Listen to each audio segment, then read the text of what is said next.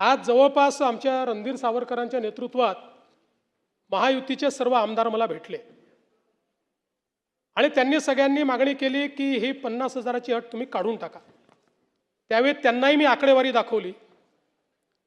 मी त्यांना हे सांगितलं की अट काढल्याने आमच्यावर 3-4 हजार कोटीचा भुर्दंड येईल, फार येईल असं नाही, 4,000 कोटीचा येईल, 5,000 कोटीचा येईल, पण शिस्तीचा भाग म्हणून ही आणलेली आहे। मी त्यांना दाखवलं की समजा 1 लाखापर्यंत नेली तर 2 लाख शेतकरी असे राहतात की ज्यांच्यावर त्या ठिकाणी त्यांना याचा फायदा मिळत नाही, पण तरी देखील सगळ्यांचं मत होतं की 2 लाख शेतकरी का सोडतात।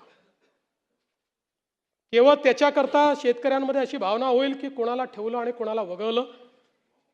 त्यामुळे मी आर्थिक शिस्त सांगत होतो आणि ते लोक मला हे सांगत होते की आपण व्यापक विचार केला पाहिजे आणि शेवटी लोकशाही आहे, त्यामुळे लोकशाहीमध्ये त्यांचा व्यापक विचार मी मान्य केला।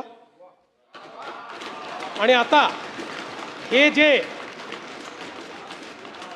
महात्मा फुले कर्जमाफी योजनेतले जे लोक होते ज्यांना 50,000 रुपयापर्यंत आपण म्हटलं होतं त्यांनाही 2 लाखापर्यंत कर्जमाफी झाली। आणि त्यासोबत 26-27चा जो नियम आहे तोही वगळण्यात येईल। आता आपल्याकडे तर सगळं आहेच, 26 मध्ये कोणी कोणी पैसे भरले आहेत, जसे यांनी सांगितलं 95% लोकांनी पैसे भरले। त्यामुळे आता त्याच्या आधीच्या 3 वर्षातले कुठलेही 2 वर्ष ज्यांनी रेग्युलर भरलेले आहेत ते सगळे लोक याकरता पात्र होतील।